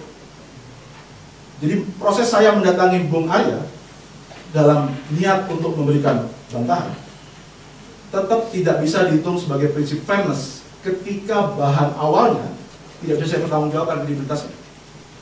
Saya besok-besok bisa datangin Bung Keong mengatakan bahwa Bung, Anda terlibat drugs. Dengar dari mana? Saya dengar aja, saya ingin tak informasinya. Justru saya sekarang datang ini untuk memberikan Anda ruang supaya Anda bisa bicara sehingga saya fair. Ini tingkat baik saya. Ya, tapi sumber Anda bilang saya kena drugs dari mana? Hasil lab, saksi mata, rekaman CCTV, pengakuan bandar, mana? Ketika saya tidak bisa menunjukkan itu, saya tidak bisa bersembunyi di balik cover both side dengan menodong siapapun yang saya anggap bisa menyelamatkan saya dari tuduhan penyalahgunaan kode etik. Jadi prinsip cover both side itu melekat pada autentifikasi dan kredibilitas sumber awal beritanya. Kalau itu tidak dilakukan, maka itulah praktek infotainment yang selama ini kita lihat. Dari gosip dikonfirmasi, dari gosip dikonfirmasi. Sehingga terjadi adalah perang konfirmasi, bukan perang mencari faktanya. Praktek jurnalistik itulah yang sekarang menggejala dan digunakan oleh SCTI, disampaikan tadi Bung Arya Sinulinga dengan sangat percaya diri bahwa pihak SCTI sudah melakukan cover both side. Dan saya tolak klaim itu, karena bagi saya yang pertama adalah aktual dulu, baru over website. Pasal 1 kode etik jurnalistik, nanti kita akan bedah. Yang kedua, faktual dan jelas sumbernya dulu. Pasal 2-nya menyebut begitu. Yang ketiga, menguji informasi dulu, baru memberitakan secara berimbang. Pasal 3. Jadi, ruh dalam kode etik jurnalistik adalah memberikan dulu publik keyakinan tentang autentifikasi dan sumber berita, kualitas sumber berita. Bukan mengadu orang dari satu mulut ke mulut lain, disuruh ngomong, kemudian kita bilang, hey, I'm done, I do journalism. No. Pertama, aktual, di pasal 1 disebut, faktual dan jelas sumbernya di pasal 2, menguji informasi di pasal 3, baru setelah itu berimbang. Jadi saya pikir, kita bisa merujuk pada kode etik jurnalistik tentang bagaimana proses website. Saya sudah mencontohkan tadi, satu korupsi, satu kasus drugs. Dua-duanya saya datangi dengan sumber informasi yang sumber. Demikian juga dengan kasus ini. Yang kedua adalah kualitas kompetensi narasumber yang didatangi. Siapa yang dituduh? Hadar Gumai. Siapa lagi? Trimedia Panjaitan. Siapa lagi? Budi Gunawan. Siapa yang ditolong bicara? Zuhairi Misrawi. Siapa yang ditolong bicara? Arif Budiman. Jadi diskoneksi kualitas narasumber dan konektivitasnya dengan konten yang dipersoalkan, bagi saya nggak nyambung. Pertanyaan saya tadi yang di presentasi pertama, Hadar Gumai sudah ngomong tanggal 11 di Hotel Oria, 200 meter dari MNC. Siapa yang mengejar Hadar Gumai? Apakah Trimedia dikejar? Saya mendengar dari kawan-kawan produser, Trimedia dikejar, dapat suara audionya. Kenapa tidak dinaikkan? Bagaimana cara mengejar Budi Gunawan? Bagaimana cara mengejar sumber pelapor pertama? Bagaimana news gathering mencari Habibur Rahman dan menanyakan dasar laporannya bukti-bukti awal apa? Bagaimana mengejar Arif Buyono, dasar laporan awalnya apa? Kalau setiap orang lapor kemudian di-highlight menjadi sebuah berita, diulang-ulang dan sekedar dicarikan balansnya, saya pikir besok saya bisa melapor apapun ke Bawaslu dan saya akan minta ditayangkan dengan porsi yang sama seperti Habibur Rahman. Kalau itu dilakukan oleh semua orang dan meminta hal yang sama, maka isi media kita, layar kita, isinya hanya orang mondar-mandir melaporkan dengan dasar sumber dan media memakannya dengan beragam berita. Lalu karena kita dibilang nggak mau tendensius, kita bilang, hey, saya sudah konfirmasi loh. Jadi pertama, sumbernya tidak kredibel, sumir tidak jelas. Kedua, niatnya mau cover website, tapi tetap salah alamat juga. Karena yang diwawancarai sama sekali bukan 3 nama yang disebut dalam kasus ini. Yang ketiga adalah, tadi pertanyaannya, bagaimana upaya mengejar ketiga sumber itu? Kenapa hanya Zuhairi dan Arif Budiman, bukan Hadar Gumai dan Trimedia? Yang keempat adalah, disclosure-nya bagaimana? Closure-nya bagaimana? Ending-nya bagaimana? Ketika KPU membantah, dan semua pelapor, termasuk media, tidak bisa membuktikan lagi bantahan KPU, apa posisi redaksi SCTI dalam meluruskan pemberitaan yang sudah kadung dibikin akrobat semacam itu? Jadi saya pikir pertanyaan-pertanyaan itu harus dijawab. Bung Moderator, terima kasih. Terima kasih Bu Nali. Tepuk tangan buat Bu Nali. Terima kasih. Ya, silakan Bu Nali. Terima kasih. 10 menit ya. Saya tidak perlu lama-lama. Fakta dan bukti sudah menunjukkan. Tadi kan kuliah umum dari Gandhi, cocoknya di tingkat 1 jurnalistik, cocok itu. Pokok-pokok tanya ya, Gandhi kan kita tahu dia wartawan berkala, jadi semua dibilangnya akrobat, cuma dia yang kalah akrobat, yang berkala akrobat. Karena dia berkala, wartawan berkala. Kala-kala ada proyek, ada di wartawan. Kala-kala nggak ada proyek, di wartawan. Nah, jadi menurut saya fakta yang kami sampaikan tadi sudah bisa menjawab masalah Raymond juga. Jadi terbalik dikatakan bahwa kami yang follow Twitter Trio Macan, terbalik. Justru kami mungkin yang follow. Makanya main Mbak, RCTI kan nomor 1, makanya di follow orang. Trio Macan pun follow kita juga, wajar lah, nomor 1 wajar segitu. Jadi saya rasa sudah selesai dari kami dengan fakta-faktanya itu cukup. Makasih. Sudah.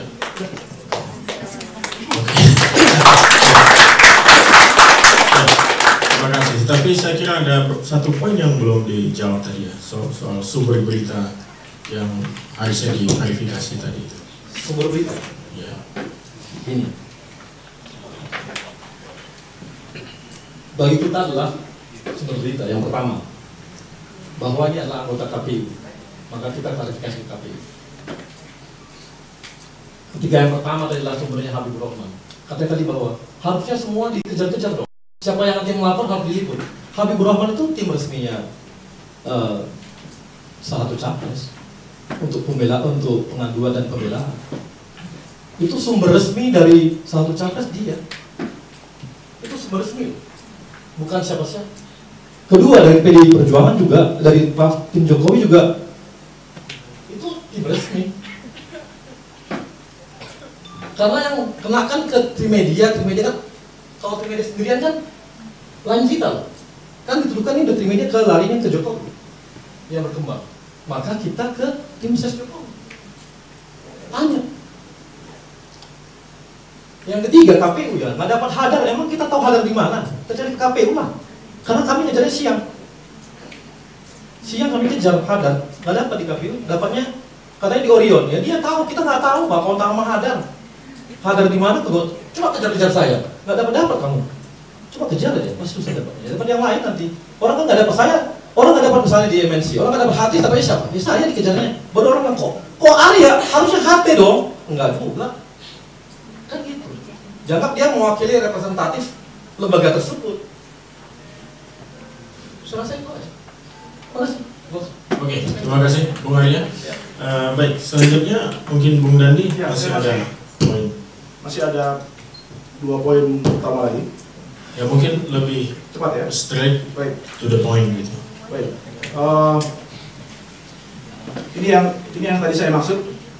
Beberapa media membuat ending dalam kasus ini sebagai pertanggungjawaban terhadap apa yang sudah dia tulis sebelumnya. Tribun News yang memulai foto pertama kali, memicu foto pertama kali muncul, mengutip pernyataan dari Bawaslu. Bawaslu menganggap kasus Hadar tuntas. Yang kedua, Tribun News mengatakan Bawaslu tidak ada yang mengadukan Pak Hadar.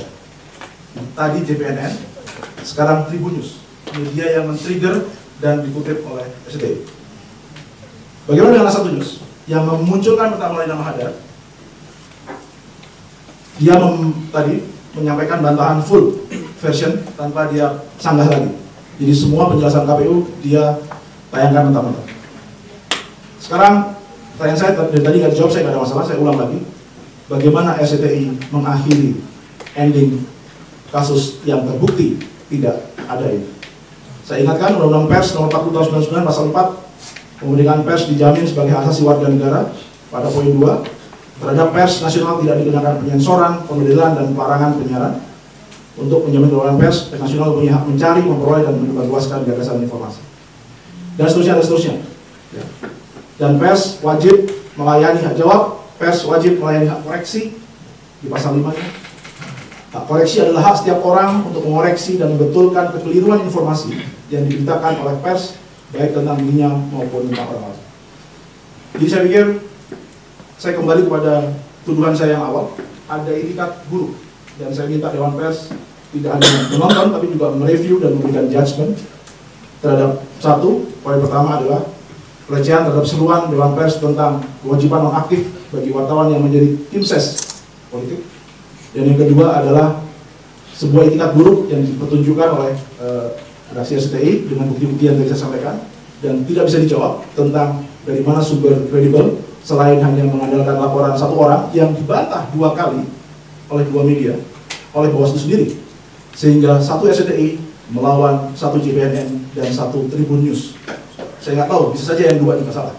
Tetapi sebaiknya klaim yang ditulis oleh SCTI dalam naskahnya tadi, karena ini media audiovisual, ditunjukkan soundbite-nya, ditunjukkan visual berita acara pelaporannya, dikutip Bawaslu, dikonfirmasi Bawaslu, benarkah ini mengadukan soal pembocoran. Yang kedua, setelah selesai mengadukan, Habibur Rahman seyogyanya ditempel, ditanya lagi oleh wartawannya, Bang, ketika mengadukan tadi, ada indikasi awal apa? Boleh saya minta bahannya? Sehingga di sini saya melihat sama sekali memang ada itikat yang tidak baik. Yang ketiga, tuduhan saya adalah soal bias, yang tadi juga tidak disinggung sama sekali. Bung Arya secara de facto ternyata masih memimpin redaksi RCTI dan masih bisa menjatuhkan sanksi, masih bisa dugaan saya masih bisa mempengaruhi pemberitaan. Saya pikir itu yang ingin saya sampaikan.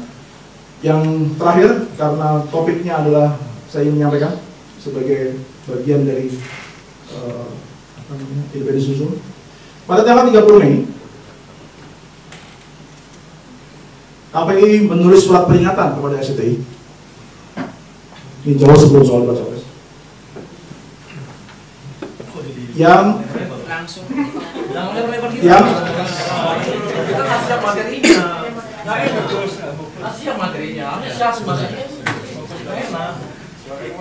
apa yang mau disampaikan? Saya akan tunjukkan di mana letak berita tadi dalam frekuensi pemberitaan RCTI.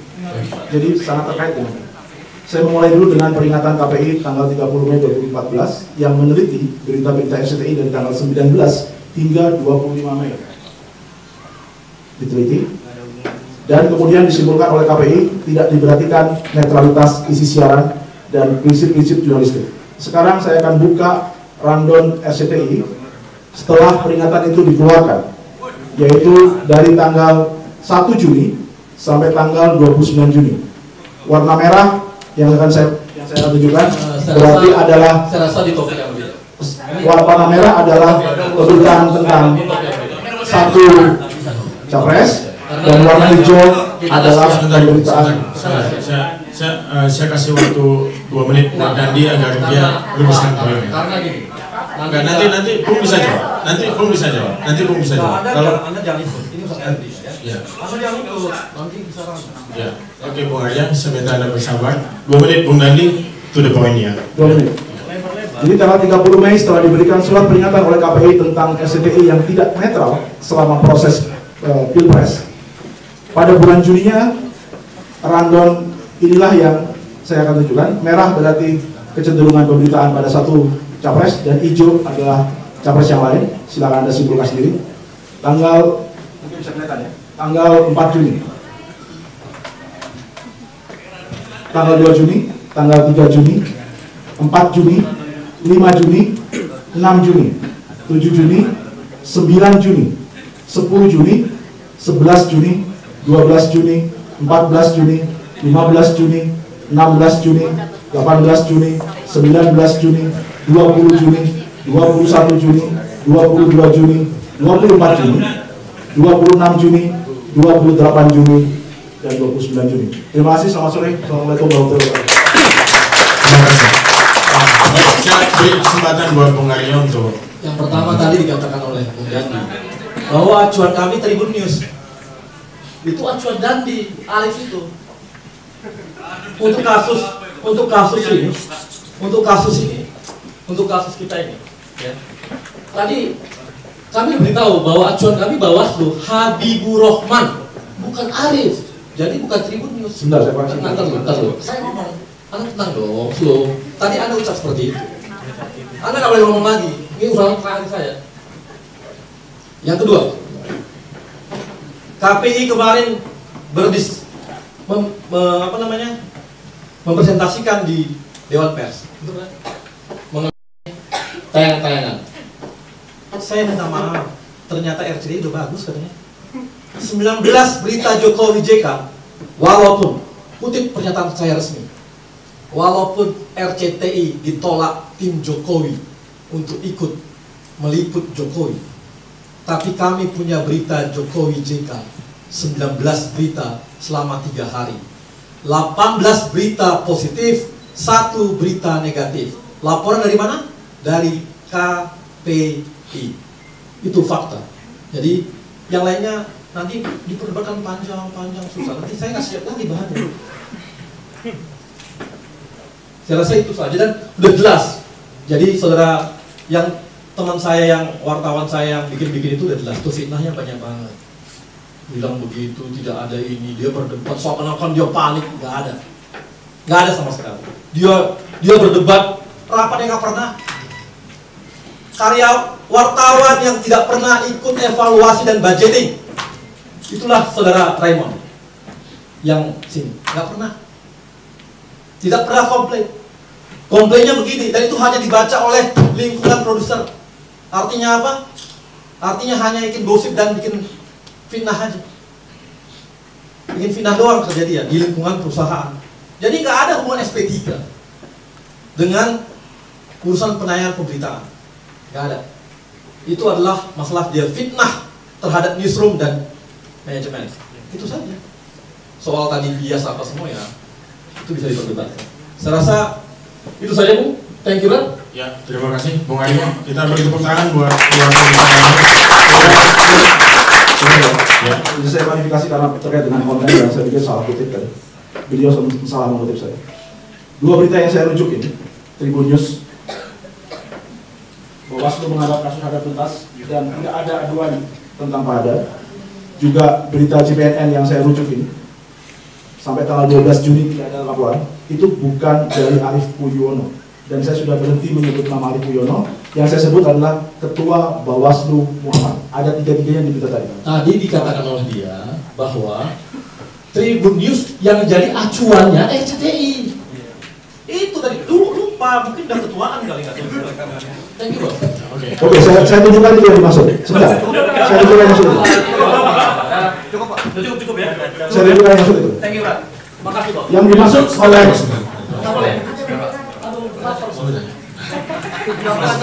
Masih 1 jam lagi. Gua kalau main diskusi lapar gua. yang dimaksud dengan berita tadi. Sebentar, saya harus cari filenya. Ya, tapi tadi kelihatannya kita juga sudah nangkap. Jadi pada pemberitaan 9 Juni di Buletin Siang dikutip sumber dari Tribun News dan dipasang fotonya. Karena SCTI tidak memiliki foto langsung dari Arief Puyono, satu-satunya foto yang dipasang adalah Tribun News. Disitulah dasar saya menggunakan Tribun News. Oke, terima kasih, Bung Gani. Tepuk tangan buat Bung dan Bung Gani. Saya beri kesempatan 5 menit buat Bung Yadi. Setelah itu ada summing up yang akan disampaikan oleh Bung Imam, termasuk perspektif Dewan Pers dalam kasus ini. Terima kasih. Saya cuma ingin review aja. Tadi kalau kedua-duanya sudah memberikan fakta daerah jadi sudah dibeberkan dengan terbuka, juga dengan Dandim juga dibeberkan dengan terbuka. Saya mungkin ingin memberikan sebuah acuan bahwa prinsip-prinsip pers sudah jelas tidak bergeser sejak dari dulu sampai sekarang. Prinsip itu yang pertama akurat, kemudian kedua harus adil, yang ketiga itu tidak beretikat buruk, yang keempat tidak menghujat, dan yang kelima tidak menyebarkan berita bohong. Udah clear tadi, udah terjawab. Saya kira teman-teman bisa melihat di situ. Kemudian yang kedua, saya menekankan kepada seluruh jurnalis, terutama jurnalis televisi di Indonesia, saya ingin mengingatkan sebelum berbicara tentang etika jurnalistik ataupun pelanggaran dan lain-lain sebagainya, untuk yang tim di lapangan, hindari amplop, hindari dan lain sebagainya yang menyebabkan bahwa Anda terpengaruh apapun di lapangan. Kemudian yang kedua, yang di redaksi itu ikuti prosedur yang ada, ikuti rapat redaksi, budgeting, evaluasi, ikuti semuanya. Baru setelah itu berbicara tentang etika. Saya kira itu hal yang fair. Itu saya kira review dari saya. Demikian. Assalamualaikum warahmatullahi wabarakatuh. Terima kasih Bung Yadi. Sekarang sebagai penutup kita dengar pandangan Bung Imam Wahyudi, mewakili Dewan Pers di sini. Silakan Bang. Terima kasih teman-teman. Ya, mendekati akhir ya, turunlah. Oke, sudah mulai senyum-senyum, terima kasih. Baik, teman-teman, saya ingin sedikit mengingatkan tentang kebebasan pers. Kebebasan pers tentu bagi teman-teman yang pernah hidup di zaman Orde Baru merasakan sekali bahwa kebebasan pers ini memang harus benar-benar kita jaga dan kita rawat. Karena kalau kemudian kebebasan ini hilang, maka yang akan terjadi adalah apa yang kita nikmati dengan duduk bersama di sini dengan melakukan secara langsung debat terbuka seperti ini, itu hanya akan jadi kenangan belaka. Bang Arya pasti tahu dan dia pasti tahu soal itu. Nah, saya ingin mekanisme untuk melindunginya yang kita sebut sebagai self-regulation.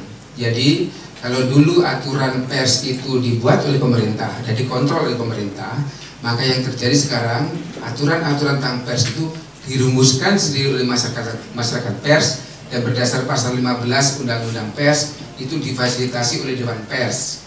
Jadi semua ada aturannya, bukan berarti kemudian bisa ngawur-ngawuran, tidak.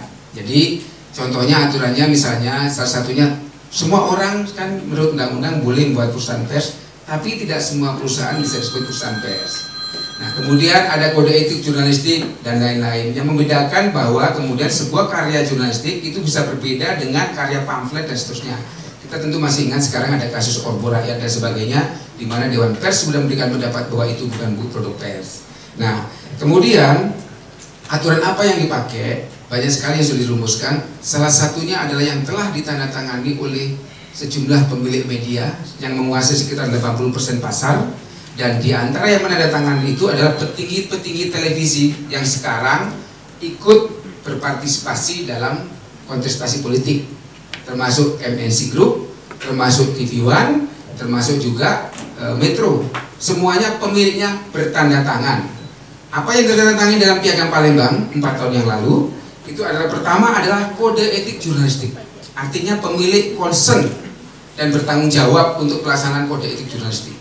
Yang kedua adalah standar kompetensi wartawan, artinya pemilik concern untuk mengikuti semua aturan-aturan tentang standar kompetensi wartawan, termasuk diantaranya melakukan pengujian bahwa semua wartawan yang boleh memimpin, boleh kemudian menjadi korlip, boleh kemudian menjadi produser harus memenuhi persyaratan tertentu. Yang keempat adalah standar perlindungan profesi wartawan. Di situ antara dikatakan bahwa standar perlindungan profesi wartawan bahwa pemilik atau manajemen media dilarang untuk mendorong wartawannya membuat berita yang melanggar kode etik jurnalistik ataupun melanggar hukum. Ketentuan ini sudah diratifikasi juga, termasuk oleh para pemilik televisi yang sekarang ikut kontestasi politik atau menjadi pendukungnya.